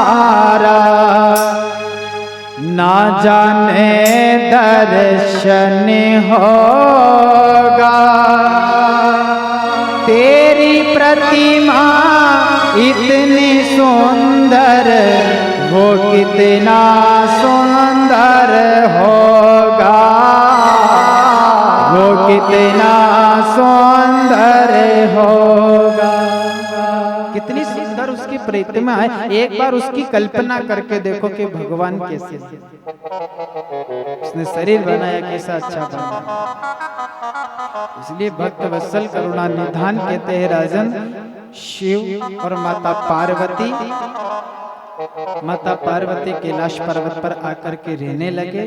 और रहने के बाद भक्त वत्सल करुणा निधान आगे, इस भारत देश का नाम भारत क्यों पड़ा? क्या कारण है कि इस भारत देश का भारत नाम क्यों पड़ा? पहले इस देश का नाम था क्या? अजनाबी खंड नाम था। लेकिन इस देश में एक ऐसा योद्धा हुआ, एक ऐसा भक्त हुआ जो 50,000 माला भगवान की करता था, और पूरा देश उसके नाम से जानने लगा, भारत देश। क्योंकि उस व्यक्ति का नाम था क्या? भरत जी। वो इतनी भक्ति करता था, इतनी भक्ति करता था, और भक्ति करते करते राजपाट छोड़ दिया और राजपाट छोड़ करके वन में आ गया। अब वन में जाकर के तपस्या करने लगा। अब 50,000 माला रोज किसको बोले? भगवान की खाए बिना खाए पिए भगवान की भक्ति में लीन हो जाता था वो। लेकिन एक दिन क्या हुआ, जहाँ उसकी कुटिया बनी थी वहां पर एक सरोवर था, एक पानी का तालाब था। अब पानी का जो तालाब था तो वहाँ एक हिरण पानी पीने आई, लेकिन वो हिरण गर्भवती थी। अब जिसे पानी पीने लगी तो शेर दिख गया, तो शेर ने गर्जना करी ना, तो वो हिरण डर गई कि मुझे मार देगा तो मैं कोई दिक्कत नहीं, लेकिन मेरे पेट में जो मेरा बच्चा है ये बच जाना चाहिए। वो हिरण डरने लगी। अब वो डरती डरती हिरण दौड़ने लगी तो उस तालाब में छलांग मारने लगी। तो जोर से जैसे छलांग मारने लगी ना, तो उसका गर्भ उस पानी के अंदर जाके गिर गया। वो हिरण का बच्चा पानी में गिर गया, हिरण ने प्राण छोड़ दिया। अब उस हिरण का छोटा सा बच्चा पानी में डूब रहा था। इतने में नजर आए, भरत जी को कान में सुनाया कि कोई पानी में डूब रहा है। बाहर आकर के देखा तो छोटा हिरण का बच्चा था। अब हिरण के बच्चे को बचाया, अपनी कुटिया में ले आए। जो 50,000 माला करता था भगवान के, वो हिरण के चक्कर में माला कम कर दी। 50,000 की जगह 30,000 ने, 10,000 ने, 5,000 ने, फिर तो एक माला पे आ गई। क्योंकि वो हिरण का बच्चा जैसे बड़ा होने लगा, उसके खाने पीने की व्यवस्था करने लगे। देखभाल में भगवान का भजन उसने छोड़ दिया। यहाँ तक समय आया था कि भरत जी ने एक माला भी छोड़ दी थी, भजन ही छोड़ दिया था, बस उस हिरण के चक्कर में। अब जैसे उस हिरण के लिए वन में कुछ खाने के लिए गए कि मैं हिरण के लिए कुछ खाने का लिया खाऊं, उसके लिए कोई सामग्री इकट्ठी कर लो। अब जैसे भरत जी वन में गए ने, वो हिरण का बच्चा बड़ा हो गया था, तो वो कुटिया छोड़ करके दूर चला गया। अब जैसे भरत जी आए कुटिया में ने, आके देखा तो हिरण का बच्चा नजर नहीं आया। हिरण का बच्चा नजर नहीं आया तो उन्होंने चिंता करने लगा कि मेरा हिरण का बच्चा कहाँ है, पता नहीं उसने भोजन करा कि नहीं करा, पता नहीं किसी जानवर ने उसको मार दिया होगा, पता नहीं किस हाल में होगा। वो चिंता उसमें बढ़ने लगी। अब बढ़ने लगी तो अंत समय आ गया। तो भरत जी जब प्राण निकले थे भरत जी के, तो किसके? हिरण के चक्कर में निकले थे। अंत गति सोमते, उसकी अंतिम सांस में मात्र भगवान का नाम नहीं निकला, उसका मात्र एक ही शब्द दिखना कि हाय रे मेरा हिरण किस हाल में, मेरा हिरण कहाँ है। ऐसे करते करते प्राण छोड़े तो भगवान ने कहा कि मूर्ख, मैंने तुझे इंसान बनाया, अरे तूने माला भगवान की 50,000 माला करता था, तूने एक हिरण के चक्कर में भगवान का भजन छोड़ दिया और अंतिम सांस में भी तूने भगवान का नाम नहीं लिया है। जा, मैं तुझे अगली योनि हिरण की देता हूँ। इतनी भक्ति करने के बाद भी भरत जी की दूसरी योनि मिली तो हिरण की मिली। अंत गति सो, इंसान जब प्राण छोड़ता है ना, तो उस समय ऐसा भाव होना चाहिए, ना आपके परिवार के बारे में सोचें, ना आपके धन बारे में सोचें, ना पैसा कौड़ी जायदाद के बारे में सोचें, क्योंकि ये तो जीवन भर अपन ने करते रहे और करेंगे। लेकिन अंतिम जो सांस रहती है, उस सांस में अगर भगवान का नाम भी अगर आपने ले लिया तो आपको अच्छी से अच्छी योनि प्राप्त हो जाती है। अंत गति सुमते, मरते समय जो भाव रखोगे, जिसके बारे में सोचते सोचते प्राण छोड़े गए, भगवान उसी योनि में आपको डाल देगा। अब कुछ वर्ष तक हिरण की योनि में रहे और हिरण की योनि को छोड़ करके तीसरा जन्म वापस मनुष्य का मिला, और वो भी एक ब्राह्मण के घर में जड़ भरत जी के नाम से उनका जन्म। अब जड़ भरत जी को पता थी कि मेरा 2 जीवन बिगड़ गए। कौन कौन से 2 जीवन? कि पहले मैंने अच्छी पूजन पाठ करता था ना, हिरण के चक्कर में बिगड़ गया, और दूसरा मुझे हिरण की योनि मिली, उससे भी मैं मोक्ष होकर के वापस में इंसान बना हूँ। अब इसमें मैं भगवान की भक्ति करूँगा, अब मैं इस भगवान की भक्ति करूंगा, ना कि मैं संसार की किसी की चिंता करूंगा। अब जड़ भरत जी के एक भाई और था जिसका विवाह हो गया, घर में भाभी आ गई। अब भरत जी सोच रहे हैं कि मैं ना तो घर का काम करूंगा, ना मैं किसी की बात मानूंगा, मैं मेरा जीवन मिला है तो मैं मेरे हिसाब से रहूंगा। अब आपको तो पता है कि घर में काम करोगे तो क्या होगा, घर में अगर रहोगे न अच्छा काम करोगे तो बिल्कुल गरम गरम रोटी और घी की चुपड़ी हुई मिलेगा। न अगर आपने किसी काम में नाटक कर दी या आपने किसी का काम नहीं करा है तो आपको कोई नहीं पूछेगा, कल का जो भोजन रखा है वो ग्रहण करेगा। तो जड़ भरत जी ने भाभी ने कहा कि जाओ ये पानी भर के लिए आओ एक मटका। तो भरत जी ने सोचा कि आज अगर पानी भर के लिए आया तो कल झाड़ू भी लगाना पड़ेगा, ने कल अगर झाड़ू लगा दी तो परसों दिन तो बर्तन भी साफ करने पड़ेंगे, इसलिए अपन तो ये काम करें ही नहीं, अपन तो इस काम को बिगाड़ दो। तो वो मटका लेकर के कुएं के पास गए, ने रस्सी से पानी की बाल्टी खींच रहे, तो पास में गांव की गुजरी खड़ी थी। तो उसने कहा कि भरत जी ये मटकी मेरे सिर पे धरा दो। तो भरत जी तो बोल गए कि अपन हाथ में रस्सी, और रस्सी छोड़ी जो पानी और वो बाल्टी कुएं के अंदर चली गई। अब मटकी तो धरा दी, अब वो बाल्टी और रस्सी कुएं के अंदर से कौन निकाले, दिन भर बैठे रहे ने, जैसे ही अंधेरा हुआ ने घर आ गए। अब घर के तो खड़े ही थे कि कब आए, रास्ता देख रहे, पानी भरने भेजा, सुबह से शाम हो गई, अभी तक जड़ भरत जी घर नहीं आए, गए कहाँ। रास्ता देखते जैसे आए, जो मन में आया भरत जी को कह दिया। भरत जी ने सोचा कि अब कोई मतलब नहीं है यहाँ रहने से। तो भैया ने कहा कि जा एक काम कर, तू घर का काम नहीं हो तो खेत का काम कर ले, भाई खेत का काम कर ले। तो उन्होंने कहा ठीक है। जड़ भरत जी ने सोचा जैसे तैसे घर तो छूट ही गया, और थोड़ा सा कहीं बिगाड़ेंगे काम तो खेत भी छूट जाएगा, फिर तो अपने को कोई चिंता नहीं रहेगा कि अब मेरे घर का क्या होगा, कोई काम नहीं बताएगा, किसी की चिंता नहीं रहेगा, फिर अपन अकेले रहेंगे और भगवान की भक्ति करेंगे। अब भैया ने कहा कि देख रहे भरत, अपने खेत में आज पानी छोड़ देना और कल पड़ोसी के खेत में जाएगा, इसलिए आज अपने खेत में पानी पिला देना। बोले ठीक है। अब भरत जी खेत पे गए, ने खेत में जाकर के देखा पड़ोसी ने कि ये तो ऐसा ही है, इसको क्या सोच पड़े। तो पड़ोसी ने कहा कि आज मैं अपना खेत पिला लूं, कल तू पिला लेना। तो भरत जी ने कहा कि ठीक है आप पिला लो। अब वो पड़ोस के खेत में पानी जा रहा है, नहीं इधर भैया ने भाभी दोनों भोजन का टिफिन लेके आए कि भाई भरत जी खेत में पानी पिला रहे, भोजन ले चले। अब वहां का जाके दृश्य देखा तो भरत जी को पता चल गया कि पानी जा रहा है पड़ोस के खेत में, ने अभी मेरा भाई आएगा ने मुझे खेत से भी भगा देगा।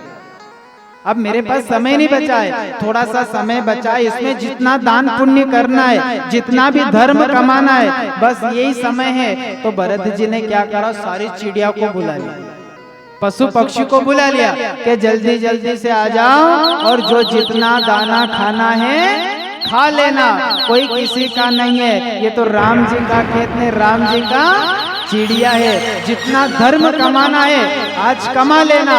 तो जड़ भरत जी बुला रहे पशु पक्षियों से और कह रहे हैं क्या, वो राम जी के चिड़िया ने राम जी का खेत, अरे खाओ मेरी चिड़िया भर भर पे। राम जी की चिड़िया ने राम जी का खेत, खाओ मेरी चिड़िया भर भर पे। ओ राम जी की चिड़िया राम जी का खेत, राम जी की चिड़िया राम जी का खेत, राम जी की चिड़िया राम जी का खेत, राम जी की चिड़िया राम जी का खेत। अरे खाओ मेरी चिड़िया भर भर पे, अब मेरी चिड़िया भर भर पे।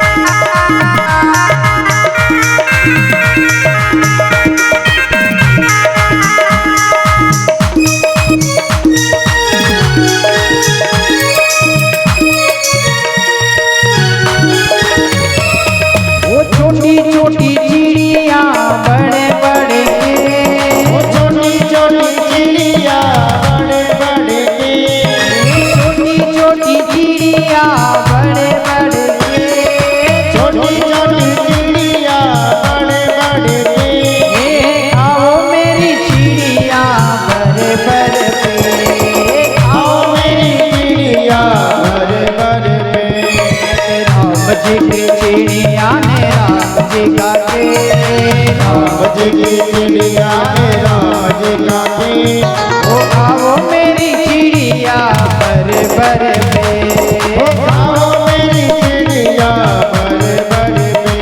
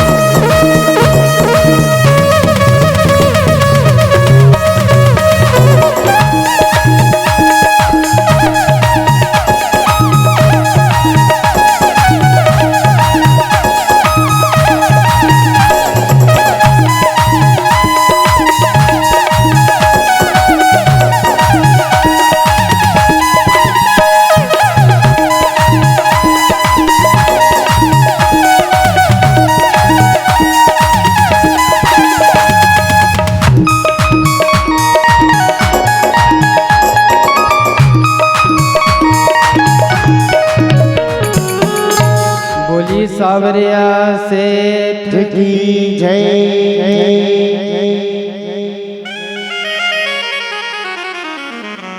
अब जड़ भरत जी ने कहा कि जितना पुण्य कमाना है आज कमाना, फिर बाद का कोई भरोसा नहीं है कि अपन कहीं पुण्य कमाना। अब इतने में भैया और भाभी आए और आकर के कार्य भरत तुझसे ना तो घर का काम हो तो कम से कम खेत का तो काम तो अच्छा कर, और तूने खेत का भी काम नहीं करना याद है तो एक काम कर, अब इस घर में तेरे लिए कोई जगह नहीं है, तेरे लिए कोई जगह नहीं है। और भरत जी चाह भी यही रहते कि कब मुझे घर से बाहर निकाले, कब मुझे घर से भगाए और मैं भगवान की भक्ति करूं। और एक बात और देखना, जो घर छोड़ के जाता है, जैसे अपन अपना बालक है या अपना कोई भी रिश्तेदार साल 2 साल के लिए कहीं परदेश पढ़ने जाए विदेश में, ने राजी खुशी से घर से जाए तो कितनी याद आती है ना, आती कि नहीं आती। वो नहीं पहुंचेगा उसके पहले 10 फोन लगा दो ने, घर में अगर थोड़ी सी लड़ाई करके जाओ तो तुम्हारी इच्छा भी घरे बात करवा नहीं हो। तो आज जड़ भरत जी ने कहा कि मैं अब घर आने वाला नहीं हूं, अगर एक बार घर से निकल गया तो मैं उस घर में वापस कदम नहीं रखूंगा। भैया भाभी ने कहा कि जाओ, इस घर में आपके लिए कोई जगह नहीं है, काम करो तो रहो, नहीं करना हो तो आप जा सकते हो। भरत जी ने कहा कि ठीक है, चलने में फायदा है। वहां खेत से चले गए। अब भरत जी इतनी तपस्या करने लगे, इतनी तपस्या करने लगे पुनः, क्योंकि उनको पता थी कि पहला जन्म मेरा हिरण के चक्कर में बिगड़ गया और दूसरा जन्म मिला हिरण का तो वो भी बिगड़ गया, अब तीसरा जन्म में बिगाड़ना नहीं चाहता, मैं ये तीसरा जन्म नहीं बिगाड़ना चाहता हूं। अब जड़ भरत जी आगे गए ना तो एक राहु गण का नाम का एक राजा पालकी में बैठ करके ने वो कहां जा रहा था, गंगा के किनारे कपिल मुनि के आश्रम। अब देखना पहले के महाराजा जो थे ना, काई पे आते थे वो काई पे आते थे? पालकी में आते थे ना, 4 व्यक्ति उस पालकी को उठाते थे और वो राजा अंदर बैठ करके जाता था। विवाह भी होता था तो डोली में बैठ करके वो दुल्हन घर आती थे। तो राहुगण का नाम का राजा 4 व्यक्ति के कंधे पर पालकी के अंदर बैठ करके वो जा रहा था। अब 4 व्यक्ति उठाते थे उसको पालकी को, तो एक व्यक्ति चल नहीं पा रहा था। तो राजा का आदेश हुआ कि जाओ, रास्ते में अगर कोई इंसान दिखे या कोई व्यक्ति नजर आए उसको बुला करके ले आओ और ये पालकी उठा दो। तो एक व्यक्ति गया तो रास्ते में कौन नजर आ गए? ये जड़ भरत जी। अब जड़ भरत जी नजर आए, चलो हमारे राजा बुला रहे। भरत जी चल चल चल कि हमारे राजा का आदेश है कि ये पालकी आपको उठा के ने गंगा के किनारे ले जाना। तो भरत जी ने उस पालकी को उठा ली, कंधे पर उठा करके जाने लगे। तो लेकिन भरत जी का एक ऐसा लक्ष्य था कि अगर मेरे पैर से एक चींटी भी, बोलो, एक चींटी भी नहीं मरे, एक चींटी भी नहीं मरे, इतना भी पाप नहीं होना चाहिए। तो कभी इधर पैर रखे, कभी इधर रखे, तो वो पालकी डोलने लगी। अब वो डोलने लगी तो वो राजा अंदर बैठा हुआ भी इधर से उधर होने लगा और राजा को लग गई। राजा ने आवाज दी कि कौन चल रहा है इसे, पालकी कौन उठा रहा है? तो दूसरे व्यक्ति ने कहा कि ये जो नया व्यक्ति आया ना, ये सही से नहीं चल रहा है। राजा पालकी में से नीचे उतरा और उतरने के बाद कहा, क्यों रे तू इतना अट्ठा कट्ठा व्यक्ति सही से नहीं चल पा रहा? तुझे पता नहीं कि अंदर राजा में बैठा था, मैं यहाँ का राजा हूँ। तो जड़ भरत जी ने कितना सुंदर जवाब दिया कि मुझे क्या मालूम कि इसके अंदर राजा बैठा है। मैं तो ये समझा कि कोई मर गया होगा, न कोई बेचारा उठाने वाला नहीं है अर्थी को, न ये पुण्य का काम है, इसलिए मैंने कंधा दे दिया। अगर मुझे पहला पता होता कि इसके अंदर राजा है तो मैं पालकी नहीं उठाता। मैंने तो ये सोचा कि अंदर कोई मरा हुआ व्यक्ति है न, 3 व्यक्ति है, कोई उठा नहीं रहा है और अर्थी को कंधा देना ये बड़ा पुण्य का काम है, तो इसलिए मैंने उठा दिया। जड़ भरत जी ने कहा ठीक है, आप राजा हैं, कोई बात नहीं। तो उन्होंने, राजा ने कहा कि मैं राजा जीवित बैठा हूं अंदर। तो भरत जी ने कहा कि एक राजा और एक अर्थी और एक डोली में कोई अंतर है क्या? एक राजा एक डोली एक पालकी में बैठ करके जाता था, 4 व्यक्ति उसको उठाता था, और अर्थी में भी 4 व्यक्ति उठाते हैं, उसके ऊपर बंदा सो के जाता है और उस पे भी हार फूल चढ़ते। डोली और अर्थी में कुछ भी अंतर नहीं है क्या? कहते ना कि एक ही डोली चली, एक अर्थी चली, फर्क दोनों में क्या है बता दे सकी। 4 तुझ में लगे, 4 मुझ में लगे, फूल तुझ पे चढ़े, फूल मुझ में चढ़े, फर्क दोनों में क्या है बता दे सकी। क्या फर्क है राजा बताओ? और जब जड़ भरत जी ने कहा कि कहाँ जा रहे हो आप? बोले कि मैं कपिल मुनि के आश्रम पर ज्ञान प्राप्त करने जा रहा हूँ। तो जड़ भरत जी ने कहा 4 व्यक्ति को दुखी करके, 4 व्यक्ति के कंधे पर बैठ करके आप ज्ञान प्राप्त करने जा रहे हो। राजा, ऐसे ज्ञान नहीं मिलता है, ऐसे तो आप सीधे नर्क में जाओगे। क्या कहा? ऐसे तो आप सीधे नर्क में जाओगे। लेकिन राजा भी बुद्धिमान था, उसने विचार करा कि अगर इसने नर्क का दरवाजा देखा है तो इसको स्वर्ग का भी पता होगा, तो इसलिए गंगा के किनारे नहीं जाएं और इसी के चरणों में गिर जाए। जो भी है अब यही अपना उद्धार करेगा, क्योंकि संत तो अलग ही दिख गया था कि ये तो कोई भक्ति मार्ग की मूर्ति है, कोई तपस्वी मूर्ति है। तब जाकर इसने कहा कि नर्क में जाओगे। ये चलते रास्ते कोई किसी को गलत बात कह सकता है क्या? नहीं कह सकता है। लेकिन उसने कहा कि तुम सीधे नर्क में जाओ, तो स्वर्ग का दरवाजा भी देखा हो तभी तो उसने नर्क का बोला कि तू नर्क में जाएगा।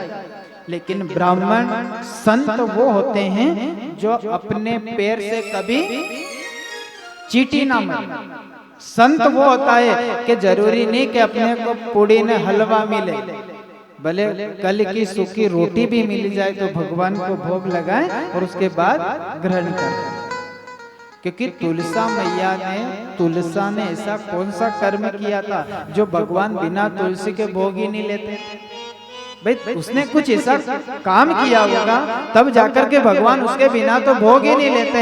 इसीलिए तो कहा है ना कि संत वही होते हैं जो एक चींटी नहीं मरने देते अपने चरणों से और प्रभु को भोग लगा करके ही ग्रहण करते। ने जो फरमाइश रखे ना कि हमको आज लड्डू चाहिए, हलवा चाहिए, ये चाहिए, आने जाने के लिए अच्छी गाड़ी होना चाहिए, है ना, तो वो उसकी गिनती में नहीं आते। इसीलिए कहा है क्या के तुलसी मगन भये राम गुण गाय के, तुलसी मगन भये राम गुण गाय के, तुलसी मगन भये राम गुण गाय के, तुलसी मगन भये राम गुण गाय के, राम गुण गाय के, श्याम गुण गाय के, राम गुण गाय के, श्याम गुण गाय के, तुलसी मगन भये राम गुण गाय के, तुलसी मगन भये राम गुण गाय के। कोई खावे हलवा पूड़ी माल था मंगाए के, कोई खावे हलवा पूड़ी माल था मंगाए के, हर साधु खावे रोका सोता भोग लगाए के, हर साधु खाए रोका सोता भोग लगाए के, तुलसी मगन भये राम गुण गाय के, तुलसी मगन भये राम गुण गाय के। वो तो तुलसी मैया थी जो राम गुण गा के ने अपना जीवन धन्य बना लिया था। आपको जीवन कैसे बनाओगे धन्य? ऐसे चुपचाप बैठोगे तो थोड़ी बनेगा। उठाओ बुरे बुरे हाथ, उठाओ एक बार और कहो भगवान से क्या, अरे कोई चाले हाथी घोड़ा पालकी मंगाए के, कोई चाले हाथी घोड़ा पालकी मंगाए के, कोई चाले हाथी घोड़ा पालकी मंगाए के, कोई चाले हाथी घोड़ा पालकी मंगाए के, हर साधु चाले नंगे पैर चीटियां बचाए के, हर साधु चाले नंगे पैर चीटियां बचाए के, साधु चाले नंगे पैर चीटियां बचाए के, साधु चाले नंगा पैर चीटियां बचाए के, तुलसी मगन भये राम गुण गाय के, तुलसी मगन भये राम गुण गाय के।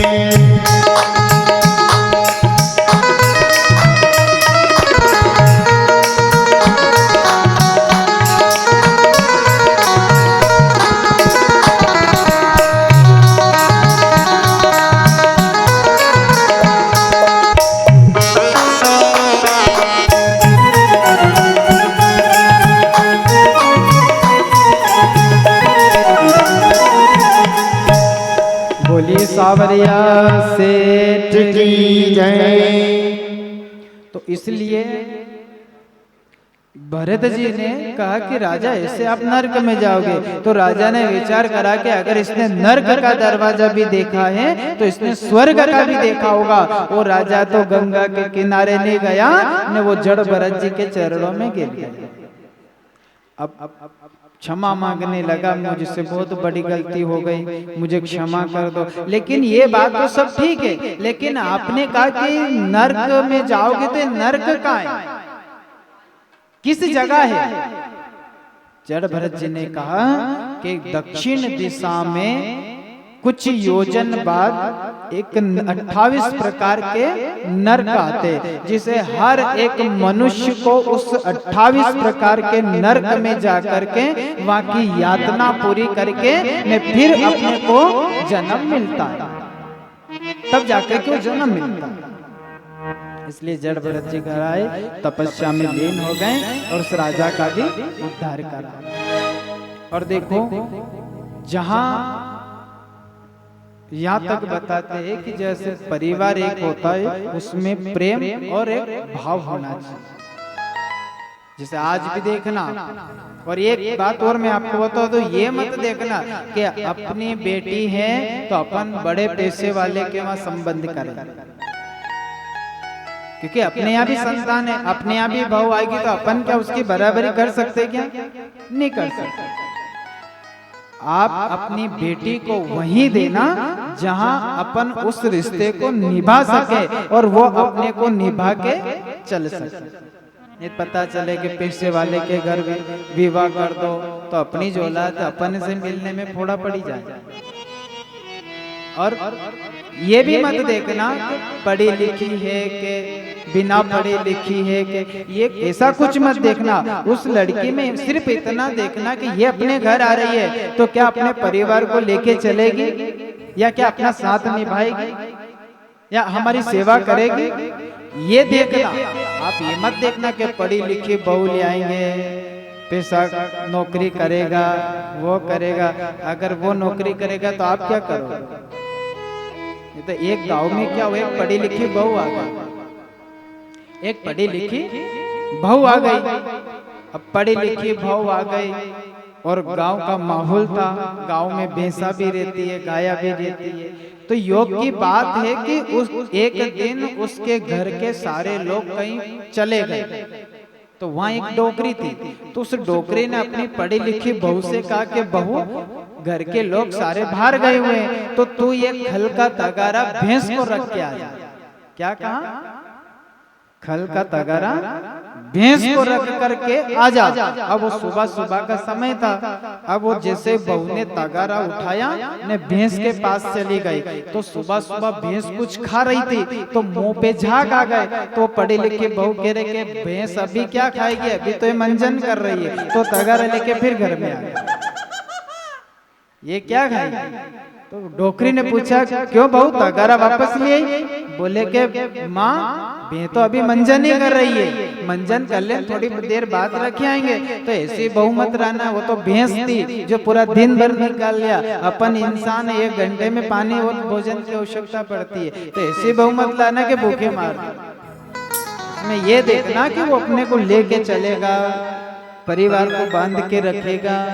माना हर जगह लड़ाई होती है ना, चलती रहती है, ऐसे भी लड़ाई मत रखो कि 6-6 7-7 महीने हो जाए कि बोलचाल लड़ाई हो जाए फिर अपन आगे रख के बोल दो, कुछ तो बोलेगा। आज भी हर एक गांव में कहीं कहीं देखना आप कि 5 भाई आज भी एक घर में एक चूल्हे पर भोजन हो रहा है। क्यों हो रहा है भाई? उनकी भी औलादे हैं, उनकी भी पत्नी है, उनकी संतान की भी पत्नी होगा, तो उनमें क्यों एक चूल्हे पर भोजन क्यों बन रहा है? क्योंकि उनमें एकता है, प्रेम भाव। और दुनिया का तो काम है कि अगर कहीं भाई भाई पास में रहे तो इसको कुछ और बोला ना, उसको कुछ और बोला ना, अलग करवा देना। क्योंकि वो चाह नहीं रहा ना कि सब एक जगह रहे, लेकिन ये समझदारी, ये ज्ञान अपने में होना चाहिए कि भले हम अलग हो रहे पर प्रेम भाव एक होना चाहिए, मिलजुल के रहो, प्रेम भाव से रहो। इसी प्रकार आज आरती का भी समय हो ही गया है, तो अपन इस कथा को यही विराम करते हैं। कल आपको और अधिक से अधिक संख्या में आना है। कल वामन अवतार वगैरह भी होगा, बड़ी बड़ी अच्छी कथा आएगी, तो कल आपको अधिक से अधिक संख्या में आना है। और आज इस कथा को अपन यही विराम करते हैं। और देखो आप आते तो हो, कथा सुनने आए हो, आओगे, लेकिन समय पे आया करो। आप 7 दिन तक अपना कथा सुनने आओ, लेट आओ, आधी कथा छूटी जाए ना, आधी रह जाए तो उनवा से मतलब कई। कथा सुनना है तो आप 1:30 बजे के लगभग आप आ जाए करो, 2 बजे फिक्स कथा चालू हो जाए। अगर आपको उसमें ऐसा लगता हो समय का थोड़ा, तो आप हमें बता देना कि भाई 2 बजे की जगह 1:30 बजे चालू करना, तो वो भी कर देंगे। आप कह दो कि 2